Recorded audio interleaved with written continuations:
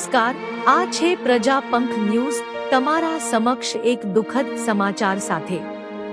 ગત રોજ કાશ્મીરના પહેલગામ વિસ્તારમાં થયેલા નિર્મમ આતંકી હુમલામાં માર્યા ગયેલા સુરતના વરાહાના વતની શૈલેષભાઈ હિંમતભાઈ કળથિયા, જેનું મૂળ ગામ ધ્રુફણિયા, તાલુકો લાઠી, જિલ્લો અમરેલી છે, તેમના નશ્વર દેહને આજે એર ઇન્ડિયાની વિશેષ ફ્લાઇટ મારફતે સુરત એરપોર્ટ લાવવામાં આવ્યો હતો।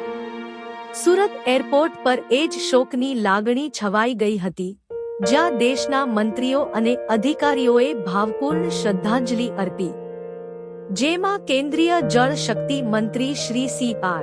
પાટીલ, રાજ્યના ગૃહ રાજ્ય મંત્રી શ્રી હર્ષ સંઘવી, શિક્ષણ રાજ્ય મંત્રી શ્રી પ્રફુલભાઈ પાનશેરિયા, લોકસભા સાંસદ શ્રી મુકેશભાઈ દલાલ તેમજ ધારાસભ્યશ્રીઓ કિશોરભાઈ કાનાણી, સંદીપભાઈ દેસાઈ, પૂર્ણેશભાઈ મોદી, મનુભાઈ પટેલ, પ્રવીણભાઈ ઘોઘારી, મહાનગરપાલિકાના મેયર શ્રી દક્ષેશભાઈ માવાણી, જિલ્લા કલેક્ટર ડોક્ટર સૌરભ પારધી, જિલ્લા વિકાસ અધિકારી શ્રીમતી શાલિની ગોયલ અને પોલીસ કમિશનર શ્રી અનુપમસિંહ ગહલોત પણ ઉપસ્થિત રહ્યા।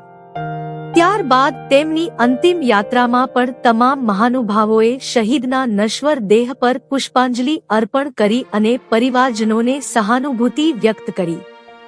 સ્વર્ગીય શૈલેષભાઈનું આતંકી હુમલામાં મરણ જવું દેશ માટે અવિસ્મરણીય છે। આપણે સૌએ તેમની આત્માની શાંતિ માટે પ્રાર્થના કરવી જોઈએ। બસ આજ માટે એટલું જ। જય હિન્દ।